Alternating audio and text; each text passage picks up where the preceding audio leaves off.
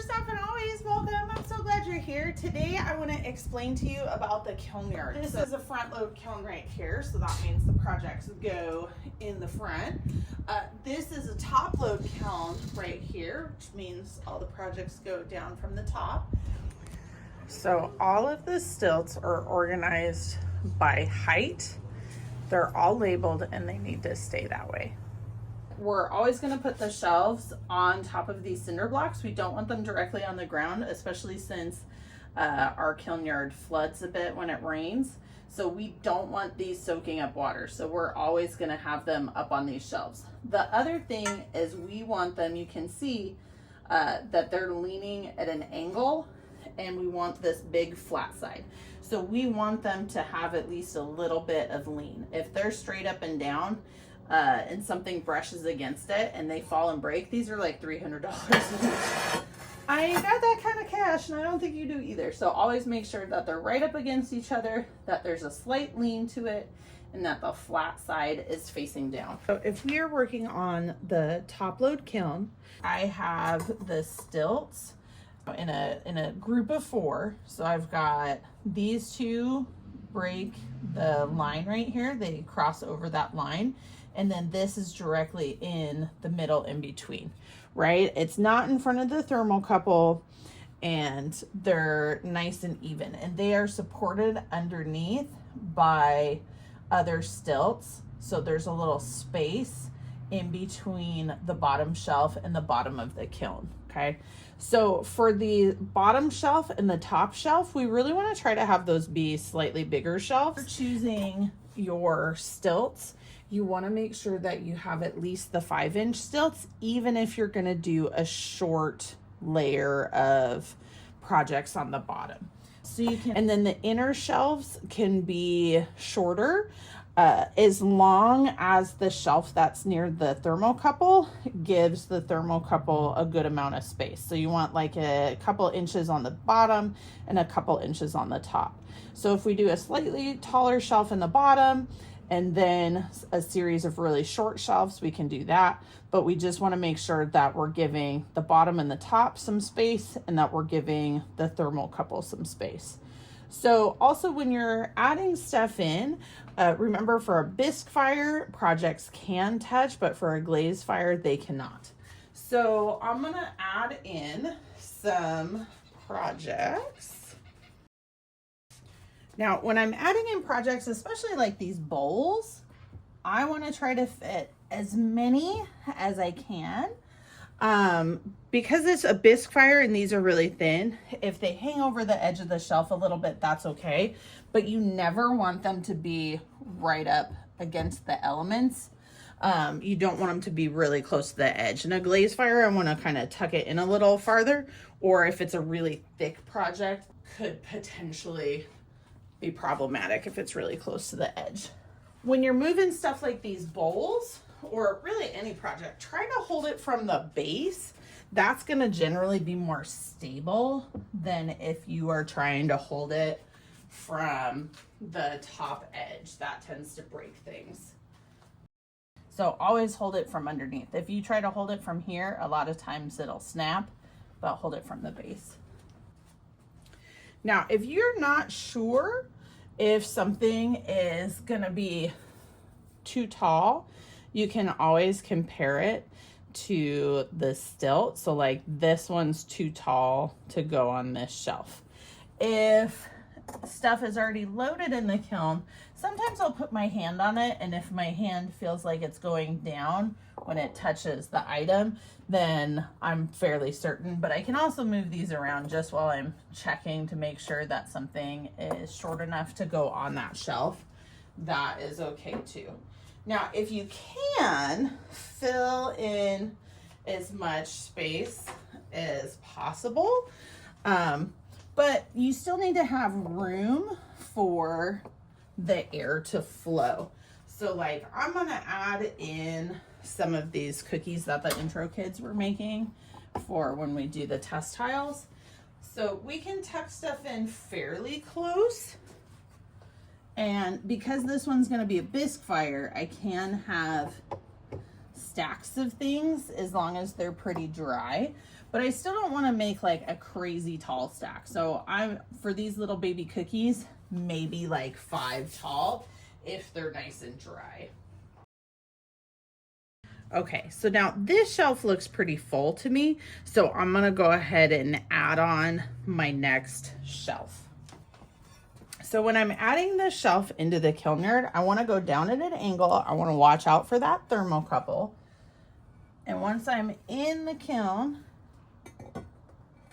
I'm gonna set the shelf where it goes halfway across these stilts. And you want to try to make sure that it looks evenly spaced, because we don't want the stack to get real close. So like we don't want to end up having this real close to the edge. We want to make sure that it stays nice and centered in the middle.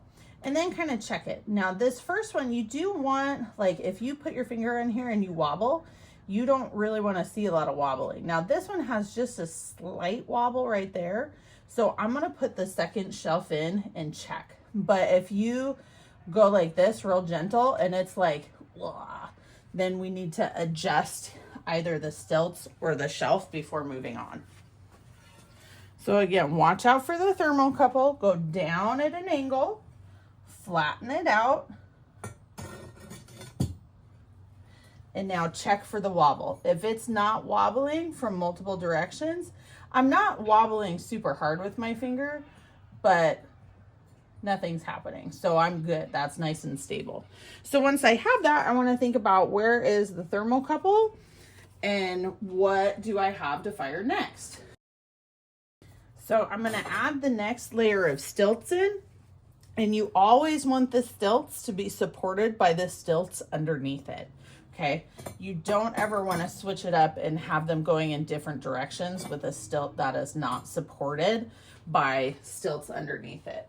Now, if we have lots of small stuff that needs to get fired, like right now the students are making all these test tiles, once these things are bone dry, it's really fragile, okay?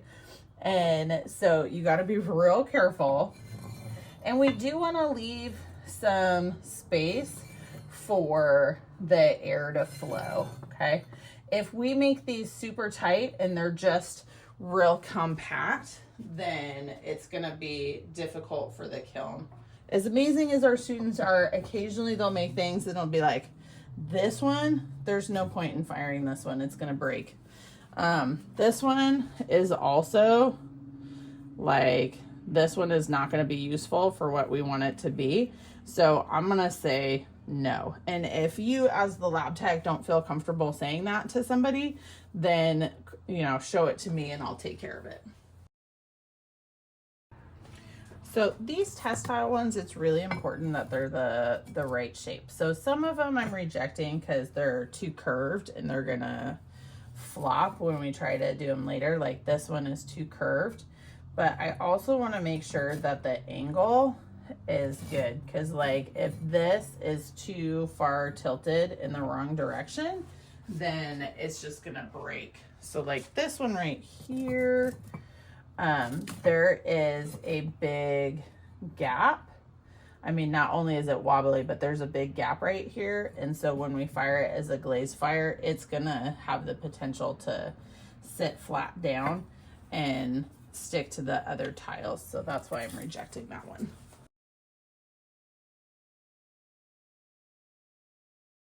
Okay, so now that there's still some space, but it's pretty full, now I can go ahead and put the next shelf on.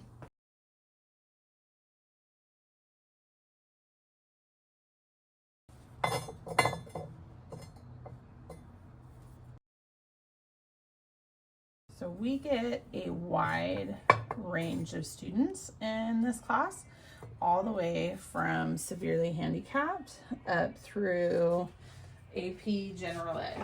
So some things that we accept from our special education students is going to be different than things that we'll accept from the gen ed students. This, if it comes from one of the special education students, I will accept that. But if it was a general education student who was handing me that one, I would say no. This one would literally just break if we tried to use it, so I wouldn't accept it from either group.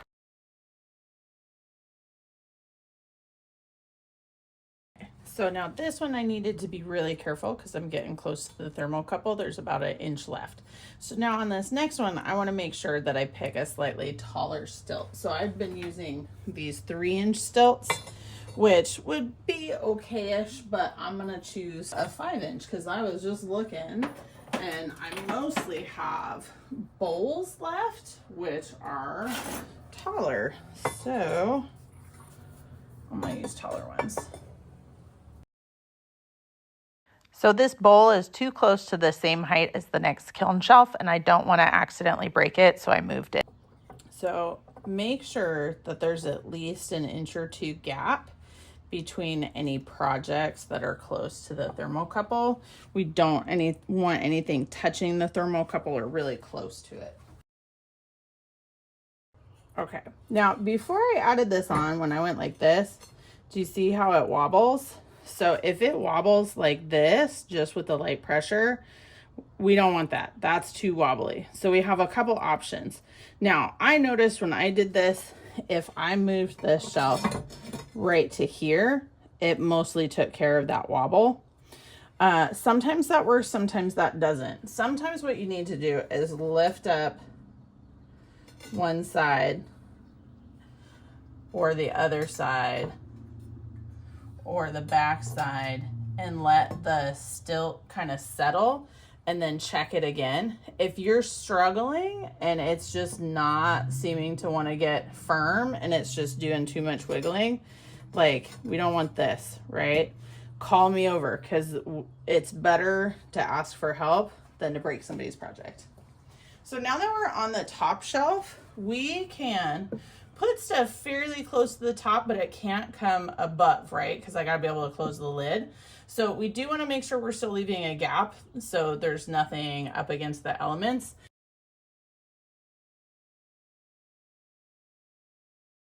So at this point, I want to check and make sure that everything is going to fit in the kiln. So we're going to change how we're looking at the kiln. We're going to squat down and look from the side so that the edge of the kiln is even and we can see. Now, this is really close. Sometimes it's really obvious, but this one way in the back, can you see how this one sticks up just a little bit? So this one right here, the lid would sit on top of. That's too close. So I'm gonna trade this one out for something that is shorter, and then I'm gonna recheck. Lift up just a little bit and see how I can really tell that, like, there's nothing sticking up above the edge. So like if I move up a little bit, I can still see those, but if I drop down, I can't see them at all. So I know that those ones are gonna be okay. So to close the lid, I'm gonna push up on the lid because there's a little hook right here, and I have to be able to get the hook is what holds it onto this piece right here to keep the lid from falling. So I need to lift it up just a little bit to release this, and then I'm gonna carefully close it. Now, if I'm doing a bisque fire and I know I want to candle it a little bit, then I can use this to prop it open while it's candling, which is the low temperature where you're getting all the water to evaporate out. If I know I'm Gonna do a glaze fire, or I'm ready for my bisque fire to heat to temperature, so I'm gonna latch it to here. So now this kiln is loaded. All right, so let me show you some differences between the front load and the top load. So the front load, obviously we're going from the front. Now for most of our stuff, we're just gonna leave the shelves in here unless they have glaze and stuck on them and that we need to take them out. Now this right here, there's an area right here where the elements on the bottom are exposed, and I don't want stuff flying in there. So me and the kiln tech decided that putting these over here to kind of just catch anything that's falling would be really helpful. There's also some in the back side as well. Now, sometimes when students, if you're having students load things, you know, if this is in the way, you can move that little spacer, that little stilt, so it's a little bit lower, or you can help them out. But you're always going to want to start at the very back and work your way forward. You never want to have to like reach past somebody's project that's already in here. Now, like I said, I get a very wide range of students. So if you notice that a student struggles physically, then either you're going to accept it from the door, or you might, you know, be like, oh, thank you, and save them a little spot right here. So, you know, and if it's somebody that you think can accomplish putting it real close, but you just want to hold the stilt just in case they bump something, that would be okay too. But do be aware for this kiln, like we don't want to touch the elements, and this one has 3 thermocouples. So we have a thermocouple up there, a thermocouple there, and a thermocouple down there. So you do genuinely need to be real careful about how you place things in this kiln. Now, when you're taking these shelves off and on, the same thing, like they shouldn't wobble when you wiggle it, but usually I'll slide an arm in and lift them up like this when I am taking them in and out of the kiln. And if you need another shelf up here and you need my help, just let me know. Thanks, everybody. Make sure you're safe in the kiln yard. See you next time.